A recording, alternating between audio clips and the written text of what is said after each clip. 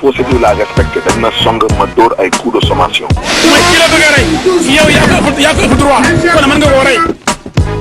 ndax bii nga xam ne moom lañ may fale mandat juróom-ñaari at la danaa ko yemale ci juróomi at ndax li ñu bëgg mooy démocratie sax fi.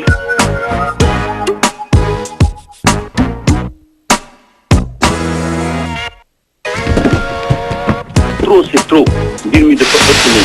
audit yi d'accord nañ. bu ñu si jógee du auditer samay doom ñaari doom yi nga xam ne liggéey nañu gouvernement. procédure la respecté dañ na song ma dóor ay coup de sommation. mooy ki la bëgg a rey yow yaa ko ëpp droit kon mën nga koo rey.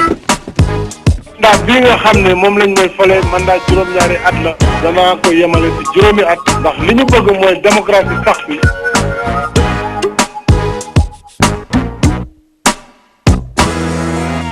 mbokk yi ànd ak ñun ci télévision Futurs Médias dellu si nañ ak yéen ci seen émission Faram Facce Faram Facce nag tey mbégte bu mag a mag la am di ci recevoir le ministre d'État Djibo Leyti Ka jiite parti politique boobu du URD moom la ñu fas yéene recevoir tey mbokk yi ci seen émission Faram Facce ak télévision Futurs Médias monsieur le ministre d'État télévision Futurs Médias ñu ngi lay nuyu. fay naa. télévision Futurs Médias TFM ak Faram Facce ñu bàyyi la nga nuyoo ak mbokku téléspectateurs yi. salaamaaleykum waa Sénégal sama mbokk yi. fii la dëkk fa à côté. seen wet. dëgg la. c'est la première fois ma ñëw fii. doy na waar mais garawul. kontaan lool parce que télévision télé bokk ñu mu gën naw si Sénégal ndax si liggéey bu am solo tellement que ay jàngat liñ ci jàngat lu bëree bëri. ku bëgg jàng Sénégal il faut nga seetaan TFM. dëgg la merci ku bëgg jàng Afrique nga seetaan TFM. Merci. de façon objective. et professionnelle. merci voilà monsieur le ministre merci beaucoup ci compliment yooyu nga def pour la télévision Futurs Médias ñu fas yéene waxtaan ak yow ku am Djibo Ka nag xam ni am nga koo xam ni tey ci plateau bi ci wàllu politique yaakaar naa mënuloo ko am ku ko gën a mag macha allah ci politique ci Sénégal ci taxawaayam ak jaar-jaaram ndax koo xam ni ci jamono Senghor ak Abdou Diouf ba ci Abdoulaye Wade bu ci ne siège na ci gouvernement yooyu kon bu ñu la amee yaakaar naa ni war nañ mun waxtaanee lu bari ci histoire politique gu Sénégal waxtaan aussi ci tolluwaayu réew mi loolu moo sabab sax ñu recevoir la tey tuuti rek ci histoire ndax mën nga ñu fàttali lu circonstance yi la boole woon ak Léopold Sédar Senghor. ah lu bari parce que depuis ma juróom-ñetti at ci Linguère. depuis juróom-ñetti at. maa ngi fàttali j'avais 7 ans. juróom-ñaari at. j'ai 8 ans. ah 8 ans ah d'accord. mu dem une tournée là-bas avec son chapeau en campagne en 56. xale bu tuuti bu ndaw. ñu teeru am solo. ak son wolof succulent. en pays Jolof au Jolof pour de profondeur. te moom ak suma maam Sadio Sow Baye Daouda Sow xarit la ñu woon ak Mbaye Ndiaye Degay de Dakar. depuis lors maa xam Senghor di ko naw di ko jàngat bu ma jàngee école bu pare am baccalauréat dem lycée bon si Dakar dama naan ses poèmes et ses écrits politiques jàngat toutes les libertés toute la série liberté plus tard ma nekk étudiant UPS si jiit leen pendant 8 ans UPS MGPS 8 ans Fédération étudiante UPS 4 ans. Donc 8 ans des jeunes socialistes. Chaque mois weer bu nekk dafa naa recevoir ak le bureau national des jeunes. moom Senghor. c'est une école. tous les mois mu recevoir leen. en bureau national des jeunes. bétam séance de travail la woon di jàngat réew mi jàngat parti bi jàng dootu réew yor réew ak Afrique. son maître absolu mooy son maître si yàlla passé. depuis loolu yàlla def moo remplacé Moustapha Niasse au cabinet. directeur ou chef. directeur de cabinet. j'ai nommé gouverneur adjoint gouverneur à Saint-Louis en 76 75 75 74 74 75 en pleine constitution de l'UPS. au mois de juillet 75. ñu ñëw Saint-Louis pour le conseil sur l'urbanisme à l'époque. at bu nekk daal jiiti conseil de l'urbanisme dans une ville du pays. à l'aéroport déjà mu wàcc Thierno Ndaw Birame Ndaw suma gouverneur teertu ko.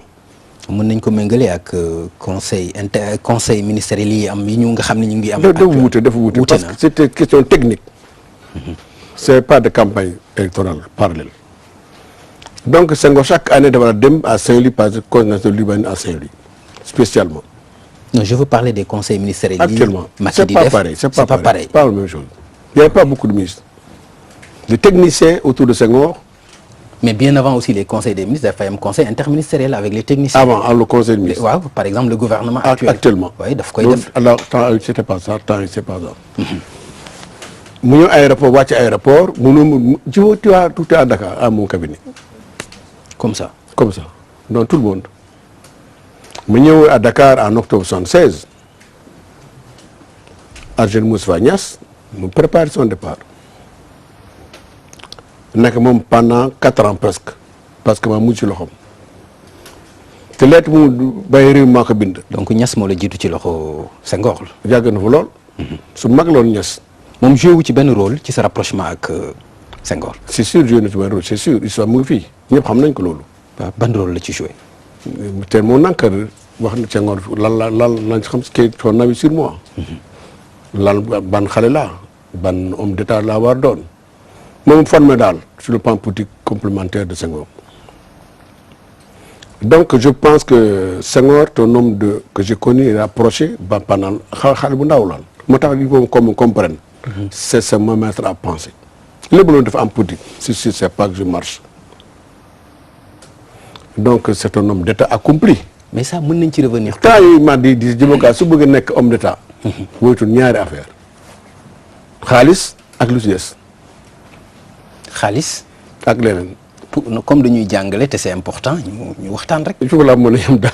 non nga baal ma rek. monsieur le ministre d'État je vous en prie c'est important aussi xam nga bari na. la vie facile comme daf la ko jàngal kay la vie facile. la vie facile dund bu yomb. dund bu yomb c'est-à-dire l'argent ak noos. ok. xale nga gaa mais moytu noos. moytu xaalis ak noos bopp. waaw par exemple dañuy dégg xaalis ak jigéen. par exemple. ak jigéen. waaw. Donc pas par dégoût des femmes mais c'est pour beaucoup de femmes demande les femmes. Mettant en garde contre des pervers, la vie perverse sénégalaise, des tentations nombreuses, surtout quand au niveau de pouvoir. Depuis lors, tu es un homme ànd ak dal, attention, mais pas trop attention quand même. Ma vie est normale, comme tout le monde. Donc voilà l'homme que j'ai connu, que j'admirais. Chaque année, bu ñu koy fêté anniversaire 2001, ñu ko rate jamais avec les Basile Senghor, la fondation Senghor qui édite éthiopique. Chaque mois, il m'a un exemplaire. Donc voilà, en quelques mots, faut me jaar ak Senghor. Si yàlla passé ak suma ndey ak suma baay. lépp la am moom la. mais tudd nga ci léegi Moustapha Niasse wax ni moom daf la formé. daf la encadré. encadrement boobu ndax moo waraloon mu lay corriger aussi parce que mos nañ fi dégg seen coow ba mu dóor la fi moo waraloon correction. non c'était pas ça dóoram mu jamais. doon genre correction. bu mu corriger. am na ay affaire étrangère nekkoon. du toog. nekk na affaire étrangère moom ma remplacé xam na lan la mosul toog affaire étrangère doo toog jamais dans ton bureau pendant 10 jours. mu tukki un jour une fois plusieurs fois. ci gannaaw bi ñu adopté un autre jour on débat d'un point important la vie du parti c'est un point spécial.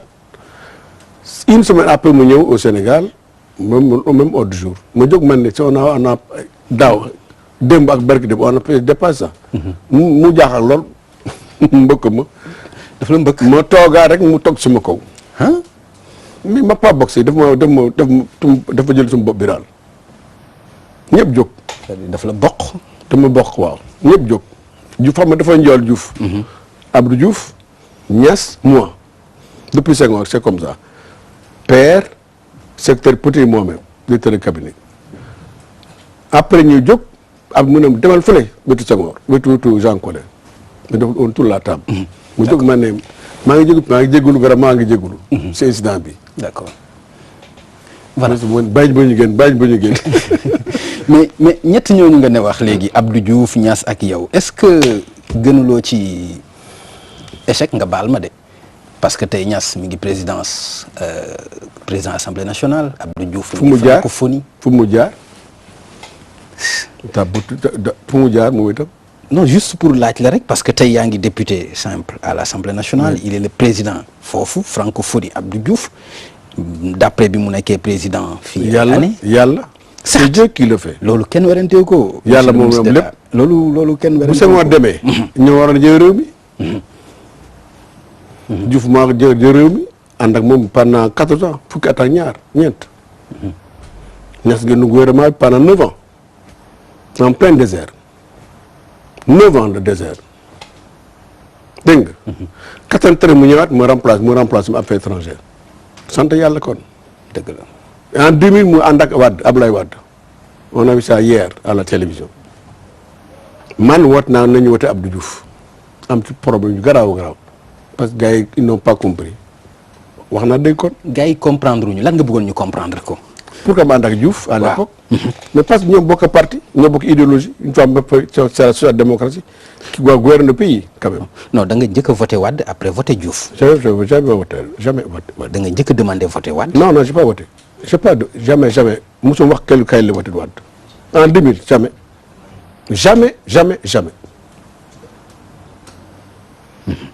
Wade m'a rendez-vous aux armées de fii ñëwul. bref en tout cas man mosu woote nit ñi wote Wade temps yooyu. Diouf moom woo devant tout le monde xam naa ne su mag la ndax bokk nañu feneen fa am lu ñu bokk. maanaam mais pour le parti s'est réuni maa donné son accord parti d'accord ñoom ñëpp d'accord sauf un. ñu dem buy ko Diouf ma génn ma ne ko il faut nga bàyyi donc ton devoir comme ça tu sais la deuxième tour man je considère la famille donc toi-même man su ma génn laa ko lii naa ko nga bàyyi. nga génn wax mu bàyyi 2 semaines après. moom mu ne ma c'est pas possible. mu ne bon on n'a qu'à jouer la carte on va perdre c'est sûr xam naa ne gars yi dañu bëgg changement waaw je sais bien qu'on va perdre. bref en tout cas j'ai fait mon choix avec mon parti te man lu ma woon ci problème su ma wax dama koy def coow ay lool ci réew bari lool ci réew mi j'ai tout entendu. mais temps yii nag les gens pensaient que c'est fini la vie est finie am benn waay mën a Djibo Ka est fini. Idrissa Seck ne nekkul exemple bu baax. attends rek xam nga yàlla mooy def lépp. Idrissa Seck su ma xam moo ko dal. moo dal Idrissa. plus tard ñoom ñëpp a génn ba ma ñëwaat ak ku Wade li ma indi benn bokk yaakaar ci la bokk foofu la juddoo Forum Siggi Sénégal d'abord.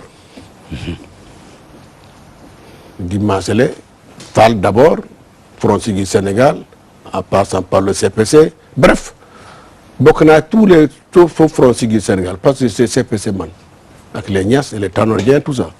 l'opposition d'alors. kon soo waxee tey échoué naa si parce que Niass mu ngi président de l'Assemblée Abdou Diouf francophonie c'est pas possible Niass a traité de désert pendant 9 ans de façon dure. Plus tard, il revient au gouvernement sénégalais. Il permet la Wade pendant 1 an, pendant 11 mois ñu dàq ko. 11 mois. dégg nga désert recommence encore. Moi j'ai mis de Wade à l'époque. C'est une roue qui tourne. Chacun son tour hein. Qui dit mieux. Moi je suis un homme intact. donc étant ministre de Wade boobu dañ ci glorifié wu noonu. non c'est une question de méthode c'est une question de service public. L'état c'est l'état et nous transcende tous moo ñu ëpp doole foofu ñu ñëw dinañ jàll état mu ngi fi ba tey. kii day dem kii néew ainsi de suite soo xamee soo yaakaaree yow yaa fa nekk rek tu as tort parce que réew mi ñëpp ko bokk.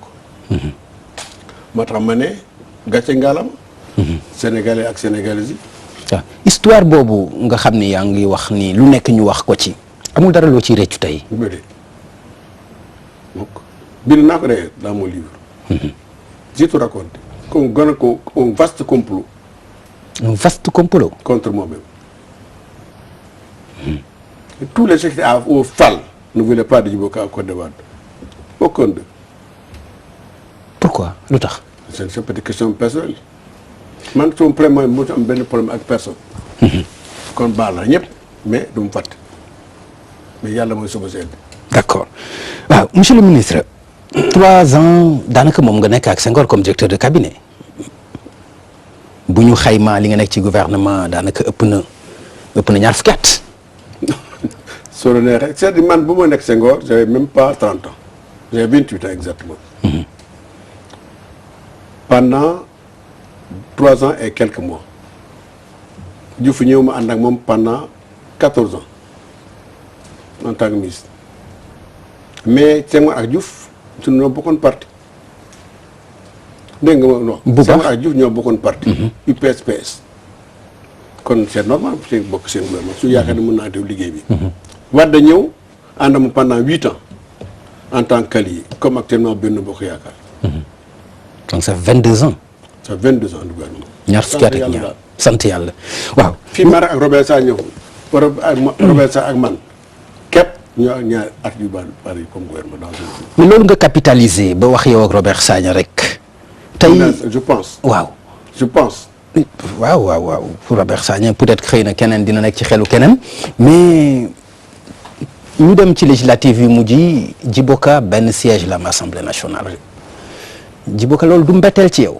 ak li nga capitaliser nii yëpp. parce que defuñu campagne lu dal gars yi en 2012 moom moo dal y a des gens qui n'ont pas fait campagne c'est ça qui m'est arrivé j'avais pas fait campagne j'étais pas prêt daal sur le plan financier. ah bon. su ma wax dégg su ma sàccoon comme gars yi def coow bu ay comme du ma dal. kon gars yi dañu sàcc. je ne sais pas. en tout cas man ma dara. non monsieur le ministre da nga ma wax bu ma sàccoon comme ni gars yi def. kon gars yi dañu sàcc. yaa ko wax sa bopp. monsieur le ministre waxuma ko de. ma ne. waaw su ma defoon comme ñenn ñi. waaw am xaalis bare. waaw comme du ma dal. te rëccu mu rëccu mu am benn rëccu loolu. d'accord waxoo ñëpp mais ñenn ñi nga wax dañu sàcc. ah on le dit. ah mais man dama ko dégg ci yow rek. la presse en parle. Djibo Ka aussi en parle. je prends acte de ça. d'accord waaw monsieur le ministre d'État nga am benn siège à l'Assemblée nationale nga ni bett na la. trop. lu tax mu bett la. mais parce que da nga jàpp ne mérité wuloo ko. non pas ça c'était j'ai eu tort de ne pas faire campagne mais maa ngi sant Sénégal yi ak Sénégal ñoo ma wooteel malgré ça.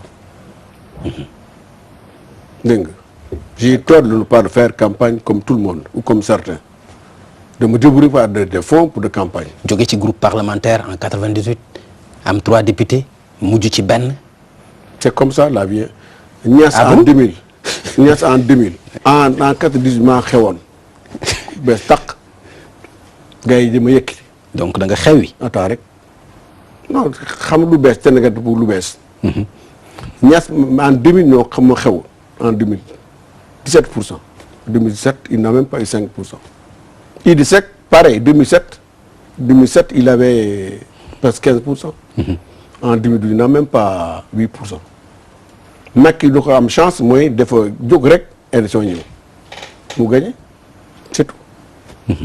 dégg nga donc il faut les gens ñu def attention lu bees day naxe mbaay la c'est une écume dafa ak di muur de mais lu bees loolu amoon ko mënoon gérer ba mu des ci sa loxo. parce que bi muy bees dafa bari ñoo ci àndaloon ñu mel ni Modou Amar ñu mel ni Tidiane Daly Ndiaye ñu mel ni Samba Diouldé Thiam ñu mel ni Kalidou Diallo ñu mel ni Doudou Sarr ñu mel ni Mahmoud Saleh. ñoom fekk si woon. waaw ñooñu ñëpp ñu fekk si la.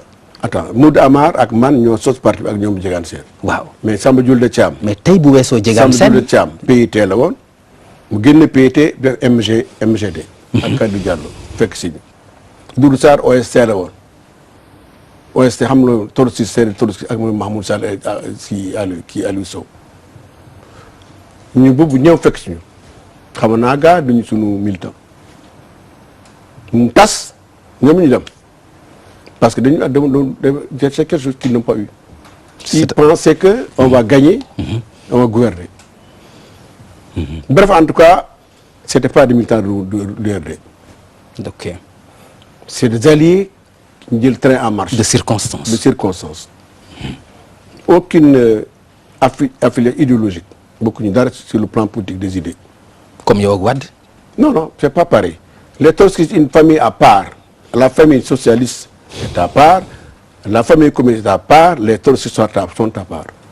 libéraux sont à part. libéraux et socialistes ànd même en ordre dañu ànd. d'accord. dégg nga. benn bokk yaakaar lan la. y a des trotskistes là-dedans. y a des libéraux là-dedans. y a des socialistes là-dedans. y a communistes là-dedans. y a tout là-dedans. c'est quoi alors suppu kanja. donc suppu kanja donc fi nga mujj ak ñoom Mahmoud Saleh ak ñoom Doudou Sarr jàpp nga ni foofu la Benno Bokk Yaakaar di mujj. je ne sais pas waxuma loolu de. waaw mais en tant que politique nekk nit koo xam ne aussi. ñëpp dafa teel daal dafa teel. waaw mais dafa teel c'est-à-dire. dafa teel di fu ñu jëm. ñoom sax xamuñu fu ñu jëm. mais man bëgg ñoom xamuñu fu ñu jëm. amuñu vision claire. non il n'a pas c'est pas clair. waaw c'est pas qu'il y a seen ëllëg c'est pas clair. qu'on a fait à suivre on va suivre ça. ok mais Djibo yaakaar naa ne dana dund ba fan parce que aucun dana intérêt ça éclate. xanaa Macky rek moom intérêt mu éclaté wu. je pense. monsieur le ministre nekkuñu fi nag aussi pour nga may wax je pense dama bëgg ñu waxtaan. yaakaar naa ne. Macky rek moo am intérêt. pour que Benno Bokk Yaakaar tas lan nga jàpp ni moo ci intérêt. parce que parti nu gouverne pas ce pays. moo gagné élection mooy président du Sénégal mais yorul réew mi. Macky yorul réew mi. son parti ne gouverne pas le pays. il est coincé par ses alliés envahissants. Benno Bokk Yaakaar. envahissant bi nga ci yokk ses alliés envahissants. maanaam dañ ko akimoo. si gàttal. c'est son choix. loolu moo ko neex. sans commentaire.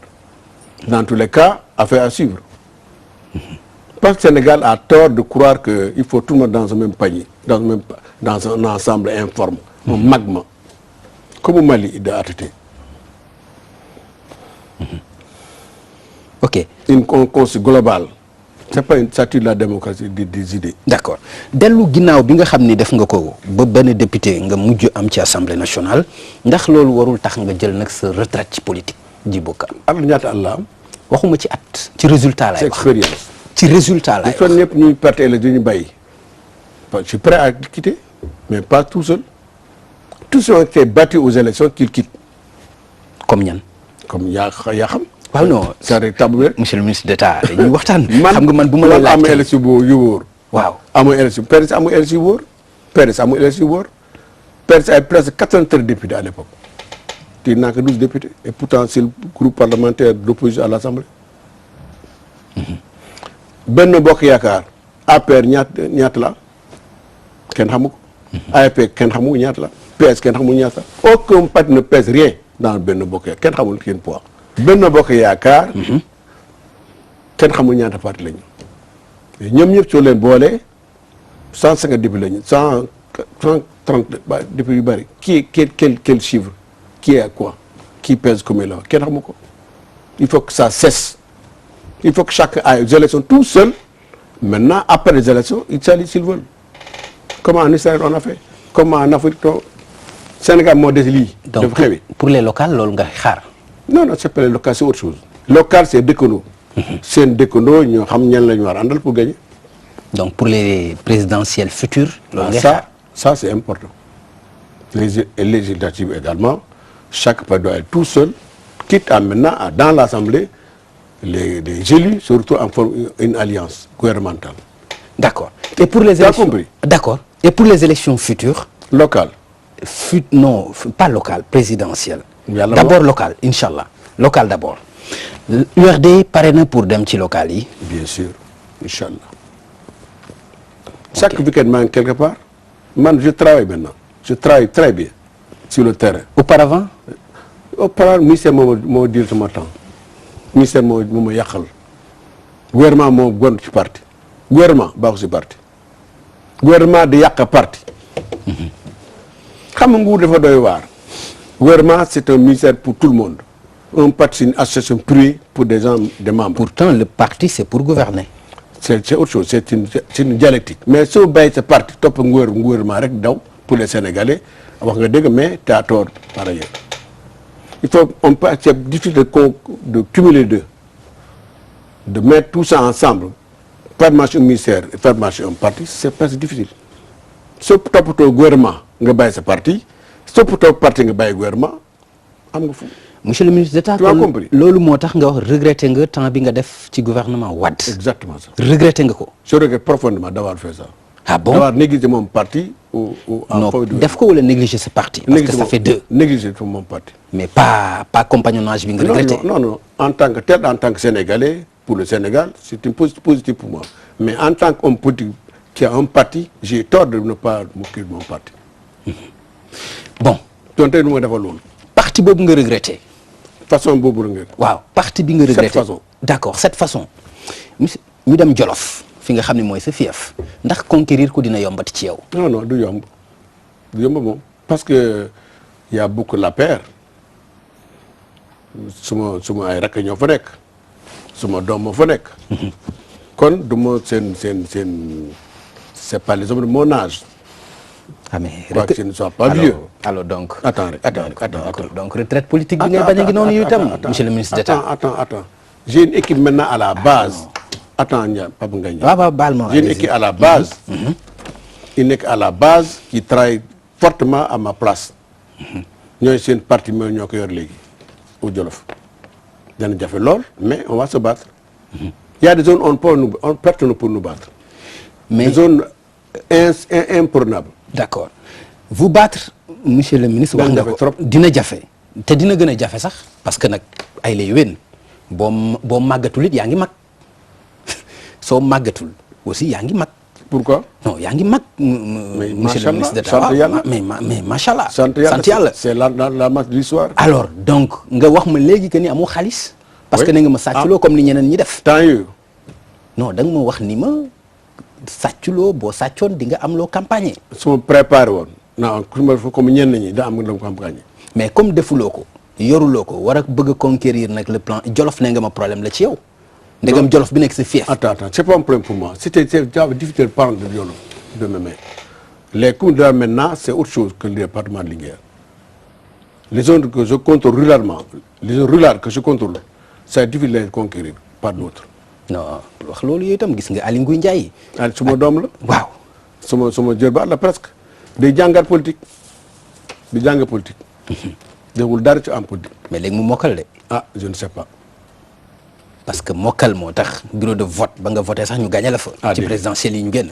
ah c'est président kon léegi ñu mokkal. c'est pas candidat. non attends. c'est Wade qu'on a battu pas moi. non Djibo pourquoi nga bëgg wax loolu yooyu itam te nga campagne pour Wade. campagne na pour Wade moom. nga campagne pour Wade. fortement sincèrement et loyalement. dégg nga de Linguère commune Linguère la perte du bureau de vote où j'ai voté où j'ai perdu. dëgg la mais les gens ont confondu moi ak Wade je ne suis pas candidat ñu si ma kon candidat du demee nii. bu ngeen nekkoon candidat. du demee noonu on verra ça après. après mooy 2017. je ne sais pas en tout cas moi prépare mes élections locales à Linguère on va se battre dans le département de Linguère 17 comités de Linguère. Linguère tout court.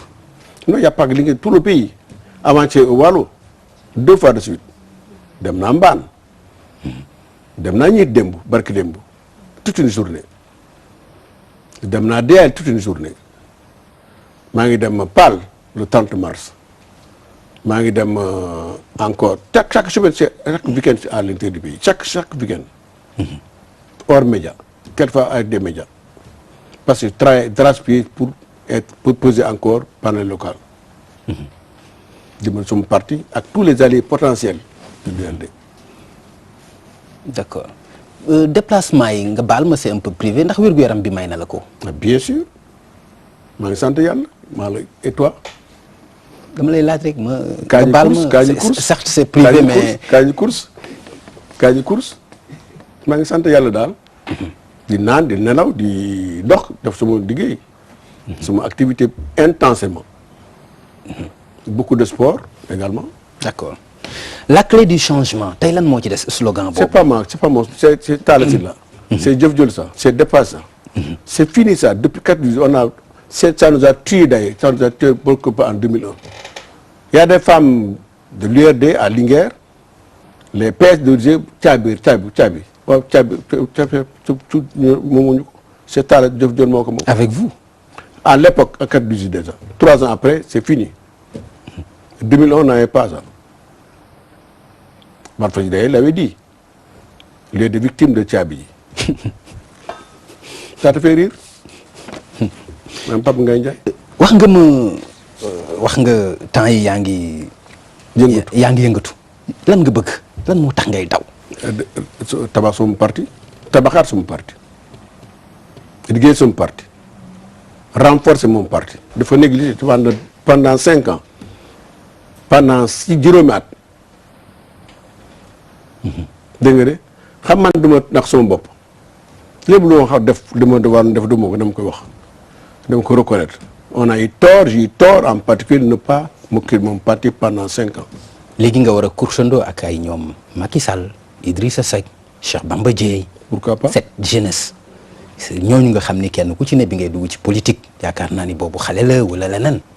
maam am dugg en politique en 70 en tant qu'étudiant UPS.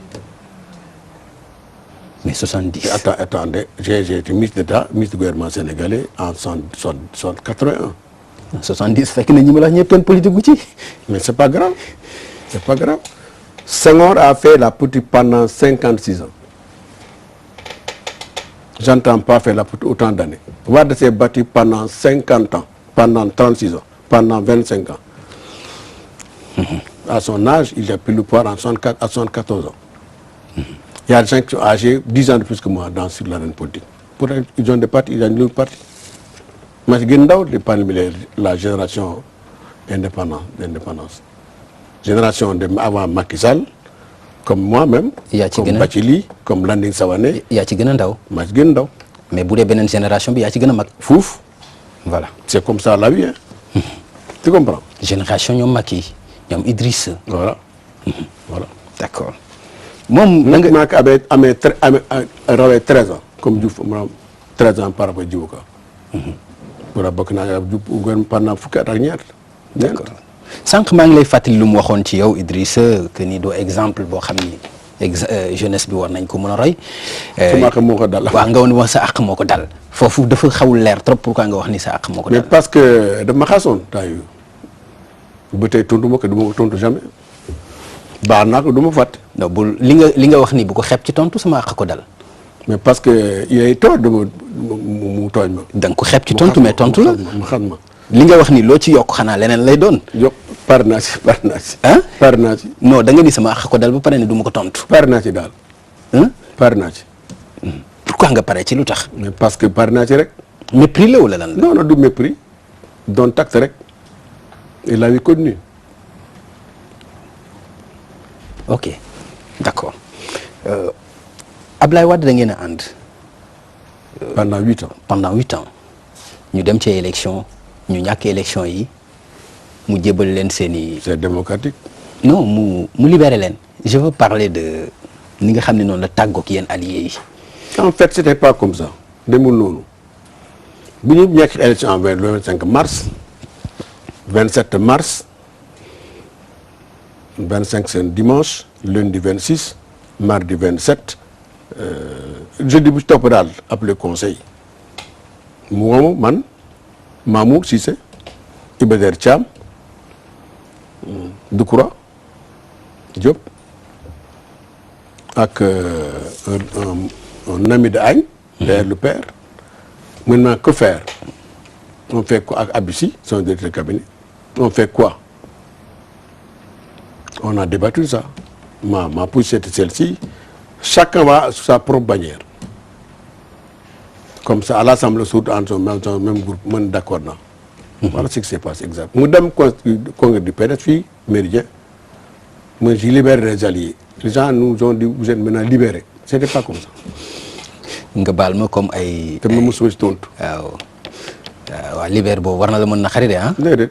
na xariwu la. non parce que je sais pas yàlla xam du noonu. comme du mais moom même bu dul noonu ni mu ko waxee xanaa war na la na xari. ça m'a un peu surpris. mais du ma de benn nit publiquement quoi en dessous de son âge. kenn du kii papam quand même. Wade suñu papa la. te naw naa ko trop beaucoup de respect pour lui. c'est pas la peine de polémiquer avec lui. plutôt à travers la presse. ça fait les choux gras de nos adversaires. moo tax loolu waxuloo ci dara. ba tey c'est la première fois wax. d'accord monsieur le ministre yaa ngi ci ban position tey opposant pour mu leer. opposant bien sûr mais pas sànni xeer ça ne sert à rien sànni xeer man dépassé na sànni xeer fépp fu ma xam ne su ma waxee danaa am njëriñ. da nga ko dépassé wala da nga ko mënul. dama ko dépassé. wala da nga ko mënul. mun naa ko trop. opposition mun naa ko trop. déedéet monsieur le ministre. et pourquoi. opposition. pourquoi pas. maa ngi ci opposition fortement mais pas de façon sànni xeer. mais da nga ko mënul monsieur le ministre. pourquoi. mais xam nga lu tax. da nga ko musul def xamoo ko. ah d'accord man def naa ko plusieurs fois. non attends 9 ans laa ko def 9 ans. 4 ba 2001 9 ans la opposition la nekkoon. ginnaaw gouvernement socialiste 95. élection municipale ñëw 96 mu woote PS. 97 on perd notre parti opposant radical. opposant de salon. Fondamental non non communiqué. Fondamental. J'ai fait la marche de l'obélisque ba rajo ministère de l'Intérieur 2 février 2000 avec tout le monde moi en tête. ci paiement je était gâté ce jour-là c'est la première fois que je marchais. c'est la première fois. Niass est tombé presque. parce que loolu moo tax man la man ak Tanor Dieng ñoo ko yëkkati ñoo ko téye indi ko ministère de l'Intérieur ou siège Lamine Cissé xam na opposition trop mais dama dépassé sànni xeer daal et sànni xeer amul njëriñ donc ce pays là nous appartient ñun ñëpp. lépp lu di wax du pour njëriñ réew mi naa ko wax li ma naan def dama ko yëgal askan bi. donc je suis maintenant prêt à tout dire pour faire marcher le pays pour aider à la marche du pays. mais jamais dans ce gouvernement. jamais. c'est fini ça. doo dugg ci gouvernement. jamais c'est fini. ah bon. j'en ai assez quoi. dafa doy. ñiit fukk at ñaar dafa doy. sant yàlla daal. maintenant maa ngi topp sama parti et le pays. waa des appareils d'État. d'accord seen dañ gëm nguur. pourtant nag loolu la ñuy wax ci yow Djibo Ka. ah dama xamul. li ñuy wax yëpp mooy nguur rek la bëgg nekk ministre rek lay liggéey. ils ne me connaissent pas xamuñ son tort de pensée boobu. je n'ai jamais cherché l'argent je n'ai jamais cherché un nguur pour le nguur pour travailler c'est ça qui me c'est nguur qui venait vers moi c'est pouvoir qui me venait c'est moi. lu tax nga juumee l'argent nguur c'est l'argent wala. mais non c'est-à-dire que. lapsus bi mooy sama problème. ban lapsus. mooy da nga ni jamais argent nga wax léegi bi nga may wax pouvoir bi. te nguur mooy argent ça corrompt.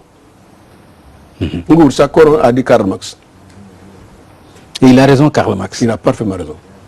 Parce que ça corrompt l'esprit, ça corrompt les cœurs, ça corrompt tout le système. Si on ne fait pas attention à soi-même. Donc j'ai dit que maintenant c'est fini. Jamais plus dans un gouvernement. On a le parti, pas Djibo Ka en tant que tel. Mon seul objectif est maintenant de travailler pour mon parti et pour le pays. Pourquoi Macky Sall demandait pour que nga ñëw à ses côtés? Ça m'aurait étonné. amul suma jot amul son jot. lu tax mu war la bett. amul so jotam c'est pas mon problème ça c'est pas mon problème c'est pas mon souci c'est pas ça me du tel ne c'est pas ma perspective. donc il faut ni xam ne man nit ku laa dem ak. moom am ngeen rapport le président. nga ne. le président Macky am ngeen rapport. à l'époque on a un rapport presque très fort à l'époque quand il n'est pas encore élu chef d'État xam chef d'amour xarit un chef n'a pas d'amis. Il n'a que des intérêts de son siège et son fauteuil et le pays. C'est ça. Et je le comprends. Un homme d'État normal un chef normal n'a pas d'amis, n'a pas de confident.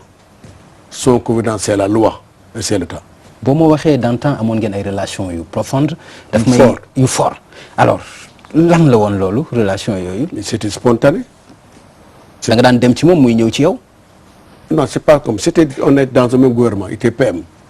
À l'époque quel ministre d'Intérieur à l'époque c'est pas encore avec eux en tant que PM on travaillait bien ensemble on communiquait bien ensemble on était en connivence toujours il y a un dossier important qu'on a géré ensemble là, le baliseur de Dakar c'est un bateau pour la sécurité maritime on finance comment il fait un conseil émis c'est lui à primature ma ne ko mu ne maintenant loo xaalis lii on discute maintenant on fait en 3 parts l'État le port, le COSEC. En 3 parties, 3 patchs. Il a fait pas ça. On est en connivence donc. Des complices pour l'État.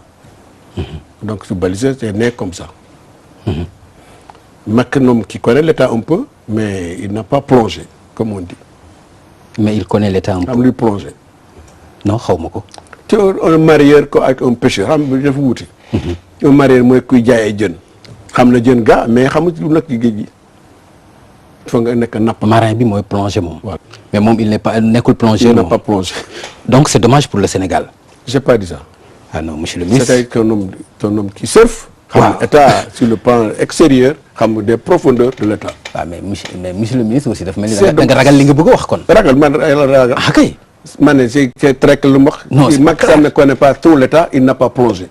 Ah donc c'est dommage donc pour le Sénégal bu fekkee il est le président bu nekkee président du Sénégal. Sur le neexee, bien sûr. waaw mais dama lay laaj. J'aurais aussi voulu pour ñu qu'il waxtaan. soit quota accompli. C'est-à-dire. pour mu gën a leer s'il vous Qui plaît. connaît tout l'État. waaw. Et c'est nuance. Et c'est sans beaucoup de sang-froid. Ça requiert beaucoup de sang-froid, ce qui n'est pas le cas. dafa manquer de sang-froid. beaucoup. lan moo la woon ni dafa manquer beaucoup de sang-froid. ci lan la Plusieurs cas. citez-moi ci Dès que tu entends les gens manifester, ils paniquent. Avant-hier, en plein conseil de ministre, il annonce jamais il n'acceptera que les gens occupent la rue, nangam. Kenn du génn fii, mbedd bande limisque, dóor leen, frapper. C'est quoi, pourquoi? C'est la panique, dafa amul fit daal. D'accord. Il faut nga am fit. donc le Sénégal dañoo am président boobu amul fit. C'est sûr. bu xamul trop état. Exact. Djibo ko moo ko wax. Exact. Soo neexee. donc c'est dommage pour le Sénégal. C'est sûr. Mais léegi la ku ñu ko wote loolu ñoo ci lesquels tous les gens qui ont voté pour lui ñu ngi ko rëccu fortement wax ko mu xam ko mu wax ko ñax ko xam avant-hier à Niit tous les gens ont voté pour lui. Ils ont tous regretté ñenn ñoo rëccu tey. ne ñoom projet éthanol bi rek moo leen déranger. Mais c'est grave pour eux xam lu éthanol connaît bi le projet boobu di yàq réew mi di yàq gox boobu. éthanol bi dafay yàq foofu. gox boobu quoique projet baax na trop pour le pays mais c'est mal parti. Ah, mais yow yaa fi nekkoon ministre de l'environnement au temps de Wade au temps de éthanol. C'était pas mon projet j'ai pas fait ça j'avais bloqué tout mën naa def lépp defoon na lépp pour du mu am mu demee jógee Fanaay maa bloqué pendant 2 ou 3 mois Wade mu ne envoie mon dossier de l'éthanol ma ne ko baaxul projet baaxul mu ne envoie moi ça sur décret ma ne envoie demande je vous envoie sur décret il signe ça Macky toog il abroge tout bravo 1 mois après il remet ça en cas d'urgence j'ai tout bloqué tout donc koy suspendre ils sont tous doo am foo jaar c'est cerné yaa moom foo jaar yëpp tout est bloqué c'est 37 villages c'est des éleveurs mais c'est pas des Sénégalais comme tout le monde ok ils n'ont pas été consultés kenn waxoon ne seen xalaat lan la dara un peu mat rek caf avec des gendarmes qui surveillent bu ndar bo Bakel il y a des projets en pagaille du benn gendarme fii foo jaar gendarme jàpp la ci benn sëy plein mariage jàpp xale yi góor yi dans une case. d'accord. déglu. C'est tellement grave cette affaire-là. D'accord, allez-y. Je pense que dénonce ça fortement. parce que warul am. Allez-y. Maintenant il faut d'impact environnemental et social. boo ñëpp dans une place publique ku ci ànd ku ci àndul. fekkee gars yi ànd nañ ci def ko. ci àndu ci négocier avec des zones de couloir de méthode c'est faussé dès le départ. Ça passe à casse. Pour yow en tant qu'homme d'État loolu mooy état. loolu mooy état exactement il faut consulter les populations concernées kenn mu def dara contre les populations qui vont servir c'est dommage. Mais c'est comme ça que les conflits les plus meurtriers naissent. Et yaa ngi mettre en garde l'État. Absolument. D'accord. En garde formelle. Formel. D'accord. Solennel. Formel et solennel. D'accord. yaa ngi dégg. C'est clair. Formel et solennel. C'est clair li nga Ça wax. c'est très dangereux. D'accord léegi monsieur le ministre. Attendez mbaan maintenant moo gën a grave aussi mbaan là-bas avant kii mbaan yaaka mbaan qui ne n'a ni PCR ni délégation spéciale ak Macky di woon leen ko daf koy dindi def seen delloo seen PCR seen comité rural ba tey rien avant-hier à Richard-Toll ils ont une longue grande réunion pour ça mbaat ci Nomes Land amul droit ku ñëw nekk jël suuf ñoom Pape Ngagne pour am suuf demal mbaat ndax kenn du la wax da nga jël rek jëm. c'est grave amoon nga fa 100 hectares yow. dellu naa ko. bi coow li amee nga ko delloo. non non 2006 laa ko delloo. ok xam man bëgguma pour nga ci coow man dama ragal coow tukura ku jiite nguur ku jiite il faut nga am coow topp la mais il faut nga la loi c'est la loi ñaanuma dara may ma un jour mu matin 100 hectares mu ngi koy doy maa ngi jor ma dëkk maa jóg ama xaalis pour deful 100 hectares pour jaay ko. kenn du jaay suuf au Sénégal depuis 64. d'accord. coow li il faut c'est important ce qu'ils ont c'est très important. mais c'est important mais leneen aussi dafa important. monsieur parler tel fait de Mbane. d'accord mais 100 hectares qu'on m'a offert à l'époque sans ma demande. delloo nga ko. delloo naa ko ça c'est clair mais dafa am leneen lu important. aussi monsieur le ministre du ma ko delloo. d'accord leneen aussi dafa am importance mooy coow yi nga xam ne tey moo am ci wàllu audition yi wàllu enrichissement illicite bi wàllu coow yi ci am coow médiation pénale bi ndax loolu dafay dellu ci li nga wax rek que ni président bu manqué d'expérience la ndax ci lay dellu ci. je pense c'est ça je pense parce que médiation pénale on n'a pas comme idée de penser qu'à médiation pénale faire médiation pénale dans un pays comme le Sénégal. les Assane Dioma Dia andi wax na dëgg de façon pertinente de façon très claire médiation pénale c'est une affaire de prix à prix c'est pas des pompes publiques directement duñu champion de médiation pénale. pour yow lan moo indi woon affaire médiation pénale. ci tiit l'impasse sont devant l'impasse nañ ci génn qu'on en sorte parce qu'ils vont faire aux gens que l'argent qu'on a dit volé sur ci biir réew mi dañ am njëriñ ci réew mi c'est tellement faux ça. Sani Abacha son fils. ana xaalis bi fekk x milliards x moins 10 000 moo ñëpp dara.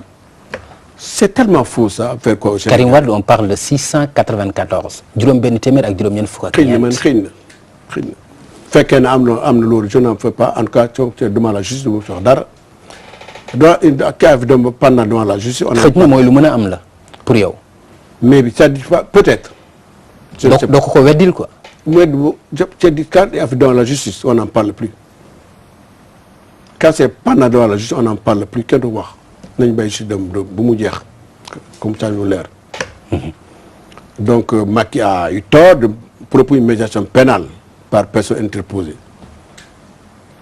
El Hadji Diouf donc Latif Coulibaly en a dit ñëpp dégg ko Abel Thiam le pauvre en a dit ce que dégg ko Ami Touré a dit des choses très claires donc mais dans l'impasse le PM comme le président. si cacophonie daal. ça l'État a été agressé dans son fonctionnement dans ses fondements dans ses méthodes dans sa gestion. donc dans sa manière de faire. donc coow li yaakaar nga moom suite. pardon xaalis bi coow li yaakaar nga moom suivi mu am suite mu jeex mu am jeexital bu leer. mais du gaaw ça peut durer longtemps ça peut durer très très longtemps. même au-delà de ces 2 mandats yi mu wax moom mag. je ne sais même pas. Est-ce qu'il y aura même 2 mandats? Je ne sais pas. Ah bon? da nga ragal ni mën na bañ a def. En tout cas, il met le doigt dans l'œil du cyclone. Comme si la bokk demande sociale la ñuy wax nañ dem rek. na leer daal man daal ànd naa ci pour mu leer très clairement qui a pris quoi combien et où comme ça jiit xaalis bi fan la nekk mu def Sénégal. yow yaakaaruloo ni am nga dara loo ci war a leeral. déedéet.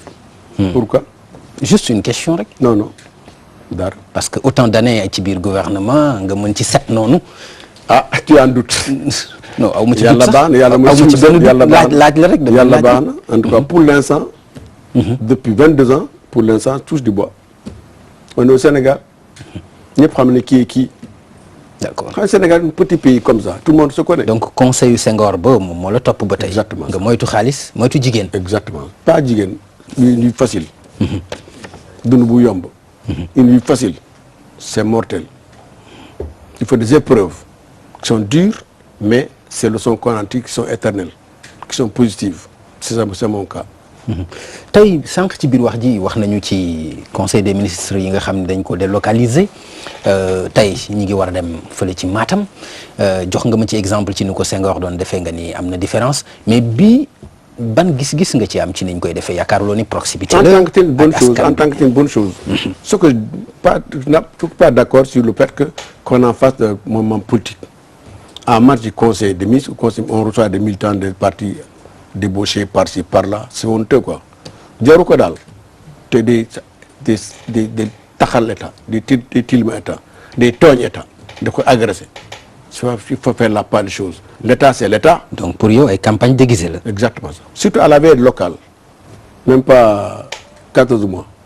c'est pareil daaw c'était pareil daaw c'est pas innocent quand même surtout à Matam on sait qui est là-bas sont tous pour Macky Sall c'est normal c'est mbokk lañu. Les projets qui sont maintenant à Matam, la route de Linguère à Matam, c'est Wade. Les 3 ponts de Ourossogui et Matam, c'est Wade. Bref, tout ça c'est Wade. C'est la continuité de l'État. lu tax nga bëgg ko def affaire mbokk affaire xeet lu tax. C'est pas ça, c'est tous voté en masse pour ça, c'est normal. Mais tout le pays a voté Macky deuxième tour. ñëpp ko voté, c'est un razzia. J'ai dit ça à l'époque d'ailleurs, le 25 mars. Et ça me fait mal ni chaud ni froid.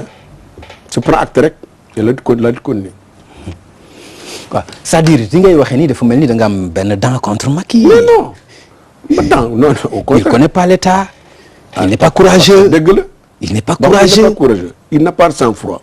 sang-froid du ñeme. sang-froid mooy dal devant des épreuves. dal devant les épreuves. dégg nga du wax Macky du wax c'est vrai. mais en tout cas am beaucoup de sang-froid ça manque. Un État c'est très compliqué un État il y a quelquefois il faut des balles de sonde pour connaître l'état de l'opinion. À l'époque il y avait pas de sondage tey am na sondage. xam tey su def tey sondage d'opinion dañ doy waar. je ne sais pas. pourquoi nga jàpp ni dina doy waar. parce que tout le monde se plaint. La vie est chère dund bi cher na trop le courant ne marche pas. mais lan moo ci responsabilité pour yow. attends rek avant-hier il y avait pas de gaz pendant presque 20 jours ba tey compte à goutte les gens se plaignent partout. mais monsieur le ministre les usines ferment. monsieur le ministre Soka a fermé pendant presque 3 mois. mais monsieur le ministre. donc Macky du ci dara chef mais mooy nekk njiitu d'accord mais bul fàtte ni bi ngeen di quitter pouvoir bi ce président Wade dafa waxoon ni dinañ am problème. difficulté mais comme ñun dem nañu ñoo fi nekk tey on les juge ñun kay si on tourne la page maintenant c'est un comptable la gestion du pays seen gestion la ñu parle nañu wax xam naa ne pays dans situation décollé on était à la porte de l'émergence avec des chiffres à l'appui.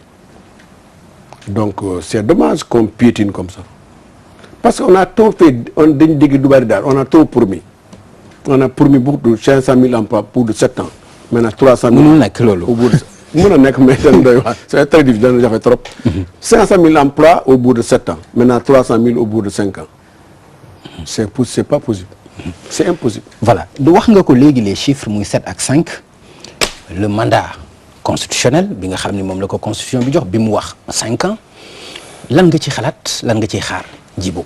ànd naa ci trop parce que loolu moo araam mais pas référendum pas un catimini comme ça au parlement wati loi référendaire on référendum. pourquoi nga ragal ci assemblée nationale. c'est une catimini c'est trop facile quoi te il faut donner son gëddaam. c'est trop important. il faut day une bonne campagne il en profite pour la campagne locale ou la présidence 2017 qui va au deuxième mandat. mais d'ici les locales ak après les locales référendum est-ce que xaj na fi. bien sûr après le local il y a rien 2004 2017 il y a 3 ans. xanaa ngi ni année 2017 bi donc tu le fais en 2015. mais si toutefois mu maintenir ça un prix. d'accord mais si toutefois mu maintenir les mandats de 7 ans. ça comme la constitution ça m'aurait étonné parce que wax na déjà 2 fois à l'étranger en plus à Paris te kenn laaj ko kenn forcé ko kenn forcé mag pour man gëm naa dana ko def parce que musul wax waxeet daal ko def daal. Wade moo waxoon waxeet. mais bi peut-être. xam nga Wade a di wax pour faire rire les gens man tout ñoo ko fekk ñëpp ko fekk. waaye un gars lui dit mais président waxoon lii mën a waxeet c'est tout ñëpp ree gars yi aggravé ko Sidy Lamine Niass war fajiri di ko pont mais c'est vrai c'est une de l'humour quoi. Bref, en tout cas Macky ne parle pas pour se dédire par plaisir. Mais qu'il dit la vérité aux Sénégalais comme la présidente du Sénat Mbonde moo ko def c'est vrai mais il était coincé bloqué. mais yaa ngi suivre actuellement le débat ñu bari ci camp presque ñi ngi génn dégg nañ ci ñu bari ñoo xam ne ñi ngi wax ni. ñuy protester. depuis longtemps ça. waaw depuis le début. il a confirmé à Paris avant-hier que le mandat sera de 5 ans man ci laa jàpp.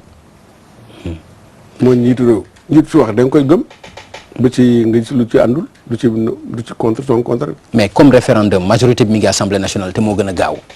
ah non des trop simple y a pas de c'est pas solennel c'est pas amul gëddaam daal la ko gëddaam référendum moo gën a baax à mon avis un référendum populaire Sénégal tout entier sera conçu sur cette affaire là xam ne va passer à l'air comme à la poste comme au Zimbabwe.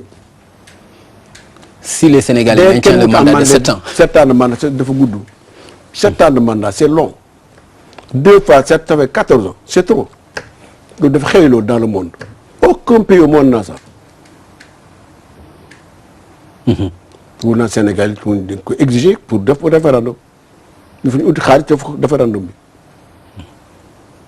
te jaar na ko parce que war na ko am. te référendum ça ne coûte pas trop cher quand même. Il y a pas liste électorale, ces listes sont déjà là.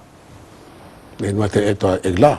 Les locales, voilà, sont là pendant 1 an. Donc, il faut qu'on fasse un référendum, si nous faire un référendum de 5 ans. D'accord. Local yi wax nga ni yaa ngi koy préparé ak URD buñ ci eggee présidentielles yi aussi yaa ngi koy préparé. ba ci loxo yàlla daal. comme dem Maguette tu as dit un vieillard comme moi. non c'est-à-dire. c'est pas gentil Pape Ngagne. monsieur le ministre d'État c'est pas gentil c'est pas gentil. c'est pas gentil mais monsieur tu as tort mon cher. pardon.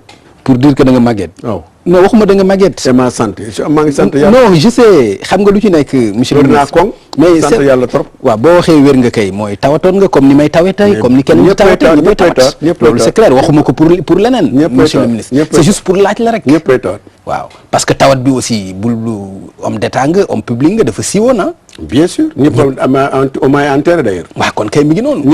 ñëpp dee nañ léegi. peut-être ki ma enterré ñëpp a dee. c'est kii ay dee na ñëpp a dee. ñëpp a dee. c'est kii di ba kaa dee na ñëpp a dee. yàlla xam na ko. c'est dans mon Dieu. mais soo waxee ñëpp dee ku ma tooñ. dañ ko rëccu.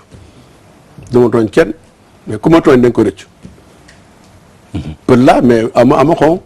je ne crois pas au xon. ah bon du ma séeréer man du ma séeréer. gëmulu ay xon. déedéet yàlla laa gëm. trop. 5 fois 6 fois la mekk.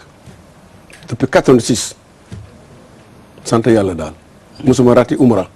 pendant 6 ans de suite pendant 5 ans de suite. dem naa tour umra ak Macky Sall en 2007. ak sa femme la mienne. on a fait 20 jours là-bas. waaw mais monsieur le ministre ñaar yi ma la wax nii du pour tooñ la du pour yab la ah sa retraite politique laa la wax ak wér-gu-yaram bi ak. sant yàlla ak màggat bi loolu. man daal Papa Ngagne Ndiaye man pourquoi nga bëgg ko bañee itam. man daal Papa Ngagne Ndiaye daal man. waaw tant que maa ngi dund. di noyyi comme tey comme nii naa de politique. où et comment je ne sais pas. ak résultat boo ci mën a am. quelque chose c'est la main de Dieu ça. dama gëm yàlla tellement yaakaar ko kenn mu dara yàlla mun lépp. qui veut dire que Macky Sall est président du Sénégal yow moo tu penses à ça. kon yow mosuloo gëm loolu ni mën na jamais y a pas que moi kenn du Sénégal naa jamais Macky mais Sall. personnellement yow lu tax mosuloo gëm ni mën na nekk président moom Macky Sall. pensé que du nekk sa candidat. lu tax loolu. parce que il a fait le tour du pays xam naa ne moo fa nekk moo def campagne mais kenn yaa ko den nekk candidat président du Sénégal. donc pour eux il est par défaut. il est par défaut. Voilà, merci beaucoup monsieur. C'est vrai? Merci beaucoup monsieur le ministre d'État. Voilà. Merci Gassi. Gassi. Bon, voilà, merci beaucoup. Un peu de pulaar? Voilà, un peu de pulaar. C'est intégré dans votre télévision? Pas du tout. loolu ñemewuñ ko sax. Allez-y. Assalamualaikum Sénégal. mi toon Papa Ngagne Ndiaye daal. parce que au télévision komo télé moƴƴo ko jayti heɓa ƴeewe partout au Sénégal.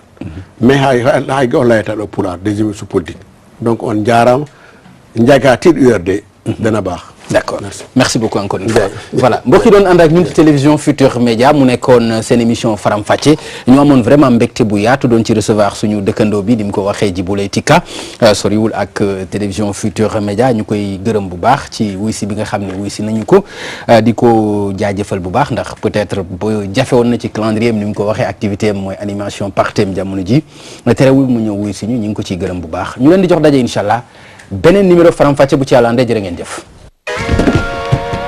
trop c'est trop mbir mi dafa ëpp nii. audit yi d'accord nañ bu ñu sa jógee ñu audité samay doom ñaari doom yi nga xam ne liggéeyal nañu gouvernement bi. procédure la respecté dañ ma song ma dóor ay coup de sommation. mooy ki la bëgg a rey yow yaa ko ëpp droit kon mën nga koo rey. ndax bii nga xam ne moom lañ may fale mandat juróom-ñaari at la danaa ko yemale ci juróomi at ndax li ñu bëgg mooy démocratie sax bi.